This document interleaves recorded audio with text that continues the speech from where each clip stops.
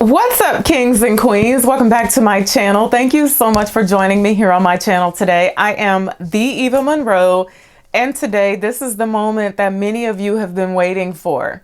I'm trying to think of a more requested fragrance review video than this one, and I really cannot. I have had people emailing me and asking me if I was going to review or if I purchased said fragrance. And so I was like, okay, I'm waiting to receive it, as many other people were, and we'll get to that later on in this video. But today I'm going to be sharing with you all my thoughts on MINUIT et DEMI, which means half past midnight, by the lovely Demi Rawlings. Now, I'm going to be very open and honest. This is actually my first fragrance that I own from the House of Fragrance Du Bois. And the only reason why I purchased said fragrance is because I wanted to support Demi. That's the only reason why. Sometimes I get kind of irritated about the fact that whenever a reviewer comes out with a fragrance, people are like, oh, everybody gonna get a perfume. And it's like, well, who would you rather create a fragrance, right? Than someone that you're sitting there watching all the time, you trust their judgment or, you know, their opinion. Why not? I think it's an amazing thing. And I think she bossed up with the collab. Like, if you gonna collab. Now, don't collab with somebody ain't nobody ever heard of. So the opinion in this video, they are that of my own. This is how I feel. And so sometimes people in Frag come, when you go against the grain, they like to try to write you off and, you know, kick you out of the community or whatever. And I've been kicked out of better places. But at the end of the day, these are my views and my opinions. So if you don't like it, then, oh, you should read my shirt. It says fun fact. I really don't care. But this is how I feel about said fragrance.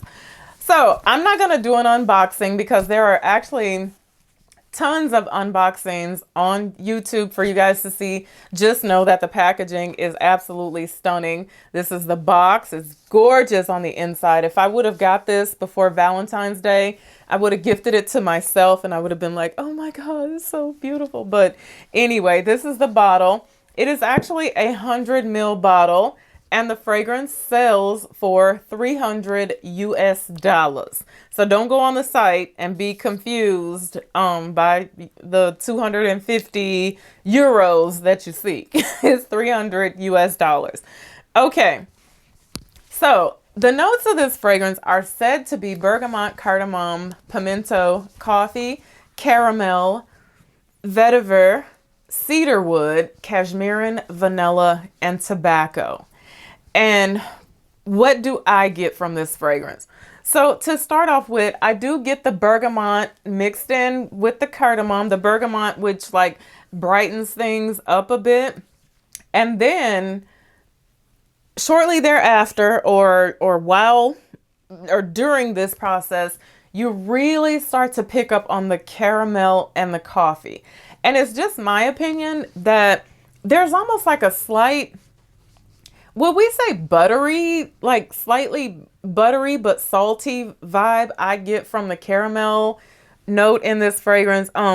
I really, really love the top of the fragrance, honestly. I like coffee. The coffee is there and it's pronounced, but it's not going to be like your vanilla cafe type coffee or anything.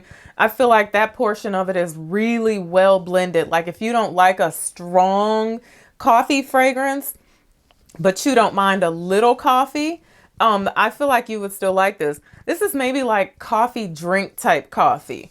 But the caramel, the saltiness and the like butteriness in the caramel is really my favorite part, along with the cardamom, because I love a cardamom note. And if you've never smelled cardamom like all on its own, in my opinion, it's like, it's spicy. It's got a spicy vibe, but cardamom to me also has like some like sweetness going on in there, like sweet undertones, if that makes any sense. But it's very nice. Now, let's talk about the tobacco note in this fragrance, because for the longest, when I was and playing in it and trying it out and sampling it, I really wasn't picking up on that. I was like, ooh, tobacco's here? You shocked me. The tobacco is really not pronounced in this fragrance at all. Like, it doesn't have that like smoky vibe, doesn't have that like tobacco-y sweet thing going on. And maybe I feel like in the ultimate dry down, I start to pick up on the tobacco notes just a little bit in this fragrance. But just very creamy, almost, could I say milky, creamy, buttery, all the same thing, and sweet, but not sickeningly sweet. Now, this is not like your thick gourmand type fragrance. So I like to compare the fragrances to help people understand a little bit better what the fragrance might smell like. In my opinion, if I had to compare this fragrance to something, and this morning I smelled these two fragrances and I was like, yes, this is it. I would say think of Shea and Blue, Sea Salt and Caramel, and Gourmand Coquin. I feel like it would be like a cross between the two of them. Now, do I love the fragrance? I don't love it, and I'm going to tell you why. I'm going to be very honest and very transparent here. If you've been watching me for any amount of time, you know what type of fragrances I like. And I am a projection girl, okay? I like to smell me, and I like other people to smell me as well. This fragrance is really lacking in the projection department. And from what I understand, that's the way that they wanted this fragrance to be. Also, from what I understand, because I have a friend who is really into the FDB house, they said that most of their fragrances, especially the ones that are at this price point, are typically a lot more intimate. They're softer scents. And this is very intimate. It is definitely a soft scent. It lacks in projection. Like, this is not the fragrance that you would wear if you want to go out and, like I always say, snatch heads. This is not the fragrance you would wear if you want compliments. Date night, not a first date night, because on a first date night, he needs to smell you from 6 feet away, right? This is like 4th or 5th date night, when this is like Netflix and chill type action right here, because in order for someone to smell this on you, they're going to have to be in your personal space. This isn't going through masks. It's not cutting across the room, getting caught up in the wind, none of that. Very soft, very sensual, very intimate, sweet, caramel, coffee, the more grown-up side of it. But I do feel like younger women and younger men, which I'm going to touch on in a second, could pull this off as well. Now, it is said that this fragrance is unisex. I could see a man liking this, especially a man who likes the coffee caramel type vibe. Because like I said, if you're searching for that tobacco thing, it's really not extremely present here. You're really not going to get that.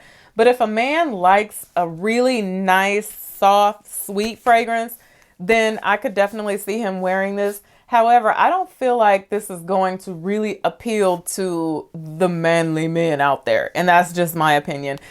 This is not something I would even want to smell on a man. I would wear this on a night when it's cool outside and I'm going to be snuggling up. I'm going to be very intimate and very close to someone. That's what I would wear this for. So again, really nice fragrance, really nice fragrance. It's just, the projection is just not there, which is something that I typically look for, especially when I'm getting up into the $300 price range, but albeit a very nice fragrance. One thing I will admit is that I was kind of put off by the way that I felt like Fragrance Du Bois did business. It wasn't good to me. I have never pre-purchased anything. And like I said, the only reason why I did was because I wanted to support DEMI. It was said, and I know that sometimes things go wrong with pre-sales and things like that, but it was said that everyone would have bottle in hand by the end of January. And so I started seeing people reviewing the fragrances like January the 20th. And I was like, wait, okay, I'll be patient. And I ended up reaching out to them Because also when I purchased the fragrance, I started hearing people say, "Oh, it's sold out, it's sold out." So I was like, well, did I actually get it, or did, because I never received any communication or anything from Fragrance Dubois saying, "Thank you, your purchase will be sent out on such and such a date." I never got any of those type of communications. So when I reached out to them, they were like, "Oh yeah, yeah, you're gonna get it, but freight to the US has been delayed." Now, all the while, I had received some bottles from Raja. I had received some bottles from Harrods, and all got to me like in 2 to 3 days. So I guess what the deal was that they shipped all of the fragrances over to the US in bulk and then shipped them out individually through their US distributor, which I still, someone will have to explain that to me, because I don't know if that was the right way to do things or not, but I was a little off put by that. I got to the point to where I was like, I don't care if I get the fragrance or not. But once I received it, I'm glad I got it. So if you order, if you're in the next, I guess there's supposed to be another launch in March, that's something that you might want to be aware of. The fact that I'm assuming if they have tons of US sales that they will do that again. They will just mass ship everything over here and it will be sent out like that, unless it's already over here waiting for the March release date. So again, very nice fragrance, soft, sweet, gourmand, close to the skin, sweet. If you want to know really what it smells like, I'm telling you, think of Shea and Blue Sea Salt and Caramel and Gourmand Coquin. Just kind of like the happy medium between the two of those. So thank you guys so much for watching me today. Until I see you again, be blessed and